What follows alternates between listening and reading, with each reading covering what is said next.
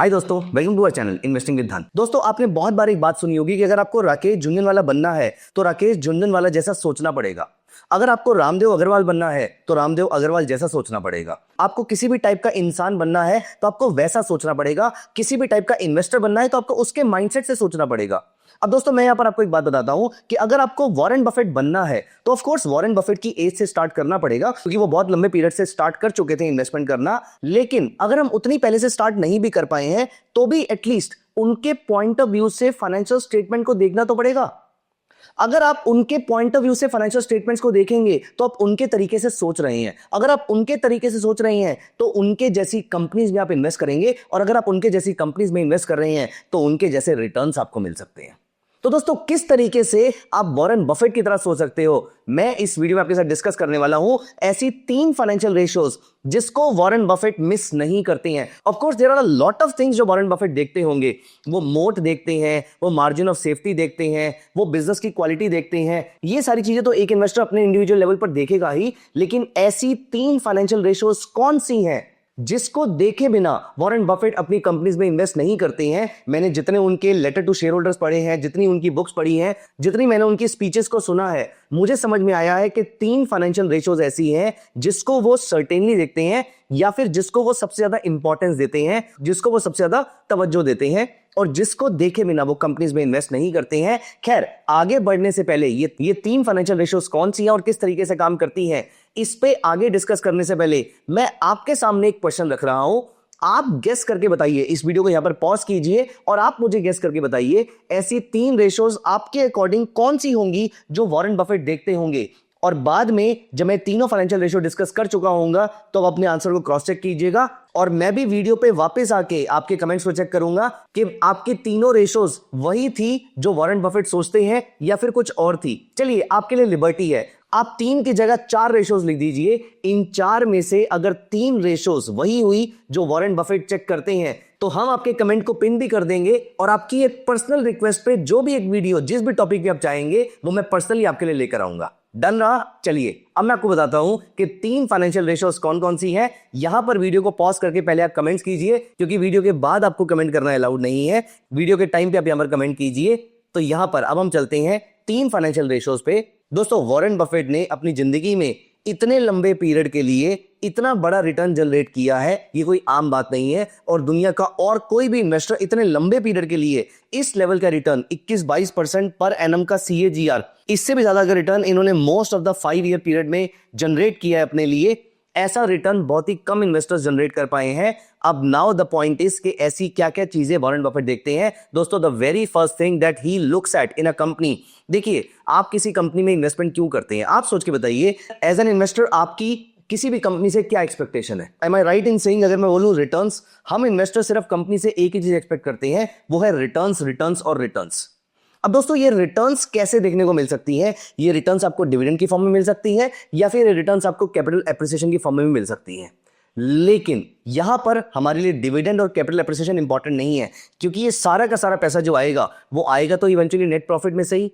तो दोस्तों, हर share holder के लिए कंपनी कितना नेट प्रॉफिट अर्न कर पा रही है, so net profit divided by या फिर net income divided by total share holders equity, ये एक बहुत ही इंपॉर्टेंट पैरामीटर है। और ये फॉर्मूला है एक फाइनेंशियल रेशियो का जिसका नाम है ROE, रिटर्न ऑन इक्विटी। अगर आप सारे शेयर होल्डर्स का रिटर्न निकालना चाहते हैं तो net income divided by total share holders equity, और अगर आप सिर्फ कॉमन शेयर होल्डर का रिटर्न निकालना चाहते हैं तो net income minus preferred dividend, इनको आपने पैसे वापस कर दिए, अब जो बचा वो सारा बचा कॉमन शेयर होल्डर का, तो net income minus preferred share holder divided by total common share holders equity, यहां से आपका बन जाएगा ROE। खैर, वो इतनी इंट्री के डिटेल्स में जाने की हमें भी जरूरत नहीं है, इंपॉर्टेंट बात है ROE। अब ये ROE होता क्या है? ROE जैसा कि फॉर्मूला बता रहा है, पर शेयर होल्डर के लिए कंपनी ने कितना रिटर्न जनरेट किया। आप मुझे बताइए, आप यहीं पर कमेंट्स में लिखिए, द हायर द बेटर और the lower the better. In the main time मैं आपको लेकर चलता हूं धन के स्कैनिंग कंसोल पे, scanex.trade। मैं यहां पर scanex पे आ गया हूं और मैंने यहां पर क्रिएट पे क्लिक किया। अब मैं यहां पर ऐड फिल्टर्स करता हूं और मैं यहां पर टाइप कर लेता हूं return. As you can see there is a parameter called return on equity, मैंने इसको अप्लाई कर दिया। मैं चाहता हूं कि मेरे पास टोटल 2500 से ऊपर की कंपनीज दिख रही हैं। मैं चाहता हूं कि अच्छी रिटर्न ऑन इक्विटी जनरेट करने वाली कंपनीज कितनी है हमारे देश के अंदर, इंडिया के एक्सचेंज पे जो ट्रेड हो रही है। तो दोस्तों, यहां पर मैंने डाला, आप सोचिए अगर आप एफडी में इन्वेस्ट कर रहे होते तो आपकी रिटर्न एक्सपेक्टेशन क्या थी? सिर्फ 6 से 7% के आसपास की, लेकिन आपने रिस्क लेना प्रेफर किया, आपने स्टॉक मार्केट में इन्वेस्ट किया, तो आपकी रिटर्न एक्सपेक्टेशन सेम होनी चाहिए या ज्यादा होनी चाहिए? ऑफ कोर्स ज्यादा होनी चाहिए। तो आपका आरओई कितना होना चाहिए? मैं पर्सनली मानता हूं कि मेरी कंपनी का आरओई कम से कम 15% तो होना चाहिए। अब आप नोटिस कीजिए, सिर्फ और सिर्फ 900 कंपनीज ऐसी हैं जिनका पिछले साल का return on equity is more than 15%। वैसे अगर ये नंबर 20% से ऊपर हो तो ये और अच्छी बात होती है। जितना ज्यादा रिटर्न शेयर होल्डर के लिए जनरेट हो रहा है उतना और अच्छी बात होती है। इस पैरामीटर को हम थोड़ी देर में दोबारा से विजिट कर सकते हैं। अभी हम चलते हैं अपने सेकंड पैरामीटर की तरफ। दोस्तों, एक कंपनी जो अपने शेयर होल्डर्स के लिए रिटर्न जनरेट कर रही है, बहुत अच्छी बात है, लेकिन ये कंपनी सस्ती भी तो नहीं मिलेगी, क्योंकि जो कंपनी अपने शेयर होल्डर के लिए ऑलरेडी रिटर्न जनरेट कर रही है उस कंपनी का सस्ता होना बहुत मुश्किल है, क्योंकि ये सबकी नजरों में आ चुकी होगी। तो दोस्तों, ऐसी कितनी कंपनीज हैं जो अपने शेयर होल्डर के लिए रिटर्न तो जनरेट कर रही हैं, एट द सेम टाइम उतनी महंगी भी नहीं है। और ये महंगापन जज भी कैसे किया जाए? दोस्तों, एक बहुत ही इंपॉर्टेंट फाइनेंशियल रेशियो है which is price to earning multiple. 1 रुपए की अर्निंग कमाने के लिए कंपनी को आप कितना प्राइस पे कर रहे हैं। फॉर एग्जांपल, एक कंपनी आपको हर साल 1 रुपए का ईपीएस प्रोवाइड कर रही है, अर्निंग पर शेयर प्रोवाइड कर रही है। इसके लिए मैं आपको 50 रुपए पे करने को तैयार हूं, मैं आपको 100 रुपए पे करने को तैयार हूं, मैं आपको 1000 रुपए पे करने को तैयार हूं, या मैं सिर्फ आपको 20 रुपए या 10 रुपए पे करने को तैयार हूं। अब दोस्तों, यहां पर देखिए, मैं आपको एक एंगल समझाता हूं। फॉर एग्जांपल, अगर किसी कंपनी का प्राइस टू अर्निंग मल्टीपल 100 है, मान लेते हैं, इसका मतलब 1 रुपए के ईपी से कंपैरिजन में 100 रुपए का प्राइस है। अब पहला क्वेश्चन आपके माइंड में ये आएगा कि 100 गुना है ही क्यों? देखिए, क्योंकि आप प्राइस पे कर रहे हैं एक बार, जबकि अर्निंग मिलेगी आपको हर साल। तो आपको कई सालों की अर्निंग का पैसा आपने आज ही पे कर दिया, क्योंकि बार बार तो आपसे प्राइस नहीं लिया जाएगा, लेकिन अर्निंग आपको बार बार मिलेगी, ईपीएस आपको हर साल मिलेगा। अब लेकिन 100 रुपए का प्राइस टू अर्निंग मल्टीपल का मतलब ये भी तो हुआ ना कि आप 100 सालों तक जितनी इनकम कमाने वाले थे इस कंपनी से, वो आपने स्टार्टिंग में प्राइस की फॉर्म में पे कर दिया। तो सोचिए कंपनी कितनी ओवरवैल्यूड हो गई। मैं ये नहीं कह रहा ओवरवैल्यूएशन खराब है या अच्छी है, मैं बस ये बता रहा हूं कि कंपनी हाईली ओवरवैल्यूड हो गई। अब ये कंपनी अगर ओवरवैल्यूड है, इसका मतलब या तो इसकी वैल्यूएशन में कुछ प्रॉब्लम है, या फिर ये कंपनी बहुत ही कमाल की है, क्योंकि हम अर्निंग जो 1 रुपए की एक्सपेक्टेशन लेके चल रहे हैं, क्या पता फ्यूचर में ये अर्निंग और ज्यादा हो जाए हमें, क्योंकि हमने प्राइस तो पे कर दिया। अब अगर ये अर्निंग बढ़ती रहेगी तो ये बहुत अच्छी बात है। लेकिन प्राइस टू अर्निंग मल्टीपल, मैं आपको एक कॉन्टेक्स्ट में बता रहा हूं कि price to earning multiple Nifty का इट इज अप्रोक्सीमेटली 21-22 के आसपास। आज मैं जिस दिन ये वीडियो रिकॉर्ड कर रहा हूं उस दिन का price to earning multiple approximately 19.5 के आसपास का है। अब 20 रुपए के आसपास का price to earning multiple Nifty का, मतलब आप निफ्टी को 1 रुपए की अर्निंग के लिए 20 रुपए पे कर रहे हैं, तो किसी और कंपनी को 100 रुपए थोड़ी ना पे करेंगे, वो तो ओवरवैल्यूएशन हो जाएगी बहुत ज्यादा। ऐसा मेरा मानना है, मैं गलत भी हो सकता, आपका अपना थॉट प्रोसेस हो सकता है, आप कुछ भी मान सकते हैं इसके अंदर। लेकिन जनरली हम ये मानते हैं कि निफ्टी के कंपैरिजन में डबल से ऊपर का प्राइस टू अर्निंग मल्टीपल बहुत ज्यादा महंगा होता है। 1.5 टाइम्स तक का ठीक है। तो इसका मतलब यह है कि price to earning multiple should not be greater than 30 as of now. ये नंबर बदलता रहेगा, क्योंकि अगर पूरी मार्केट से ओवरवैल्यूड हो गई तो आपका शेयर तो ऑटोमेटिकली ओवरवैल्यूड हो जाएगा। तो यहां पर हम अपनी सेकंड रेशियो डालते हैं, जो कि वॉरेन बफेट की one of the favourite ratios है, विच इज पी मल्टीपल। तो पी रेशियो हम यहां पर देख लेते हैं। मैंने बोला कि मेरी कंपनी का P ratio should be less then 30। अब यहां पर देखिए, मेरे सामने सिर्फ 500 कंपनीज बचती हैं। ये कंपनीज वो है जो अपने शेयर होल्डर के लिए रिटर्न भी जनरेट कर रही हैं, एट द सेम टाइम ये बहुत ज्यादा महंगी भी नहीं है। अब दोस्तों, एक प्रॉब्लम जो वॉरेन बफेट को समझ में आई, शायद जैसे मुझे भी, मैंने मल्टीपल इकोनॉमिक साइकिल्स या मल्टीपल स्टॉक मार्केट की साइकिल मैंने जिंदगी में देखी, तो मुझे समझ में आया कि मार्केट्स में मार्केट के गिरने के टाइम पे सबसे पहले वो वाली कंपनीज बैंकरप्ट होती हैं, या सबसे पहले वो वाली कंपनीज बिजनेस से बाहर होती हैं जिन्होंने उधार बहुत ज्यादा ले रखा होता है।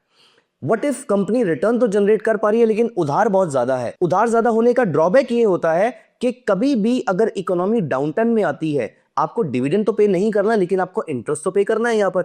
अब इकोनॉमी जितनी डाउनटर्न में आएगी, आपका रेवेन्यू उतना गिरता जाएगा, आपका रेवेन्यू जितना गिरेगा आपकी प्रॉफिटेबिलिटी उतनी गिरती जाएगी। ऐसे केस में आप डेट कैसे रीपे करने वाले हैं? ये बहुत बड़ी प्रॉब्लम है। इसीलिए कंपनी जितनी मर्जी अच्छी हो, मेरा पर्सनली ऐसा मानना है कि उसकी डेट टू इक्विटी रेशियो बहुत ज्यादा हाई नहीं होनी चाहिए। हाँ, आप ये बोल सकते हैं, यहां पर काउंटर कर सकते हैं कि कुछ सेक्टर तो चलते ही हाई डेट के ऊपर है। तो दोस्तों, मुझे उन सेक्टर्स में इंटरेस्ट नहीं है। मैं बस ये चाहता हूं कि मेरी कंपनी कभी प्रॉब्लम में ना फंसे, so that as a investor मुझे कभी भी प्रॉब्लम नहीं होनी चाहिए। मैं अपना पैरामीटर डाल देता हूं डेट टू इक्विटी, और मुझे चाहिए ऐसी कंपनीज जिनकी डेट टू इक्विटी 0.5 से कम होनी चाहिए। अब आप नोटिस कीजिए, मेरे पास ले देकर सिर्फ 300 कंपनीज बची हैं। 2500 में से 300 कंपनीज हमने अप्लाई की है वॉरेन बफेट के 3 इंपॉर्टेंट पैरामीटर, और ये तीनों पैरामीटर मेरे पर्सनल फेवरेट भी हैं।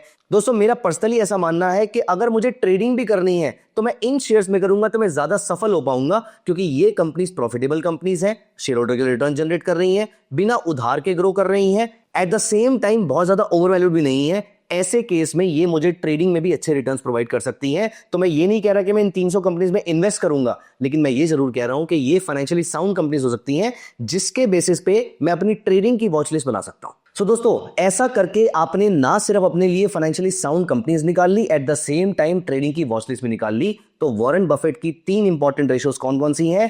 पहली, कंपनी अपने शेयर होल्डर के लिए रिटर्न जनरेट कर रही हो, ROE should be more than 15, 20 से ऊपर है तो और अच्छी बात है। Debt to equity should be very low, preferably should be less than 0.5 India context की अगर हम बात करें।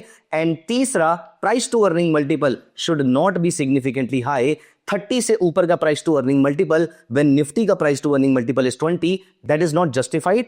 इसीलिए प्राइस टू अर्निंग मल्टीपल भी थोड़ा सा लोअर की तरफ ही रखिएगा, थोड़ा नीचे की तरफ रखिएगा तो ज्यादा सही है। तो दोस्तों, ये 3 पैरामीटर्स हैं, ये 3 फाइनेंशियल रेशियोज है, वॉरेन बफेट की फेवरेट है।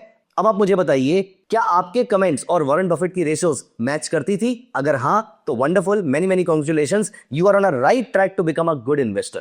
दोस्तों, इन रेशियोज को अगली बार अपने स्टॉक सिलेक्शन में जरूर यूज कीजिएगा। I am very sure they are going to be helpful for you. Thank you so much guys, bye bye, take care of yourself. Investments in the securities market are subject to market risk. Read all the related documents carefully before investing.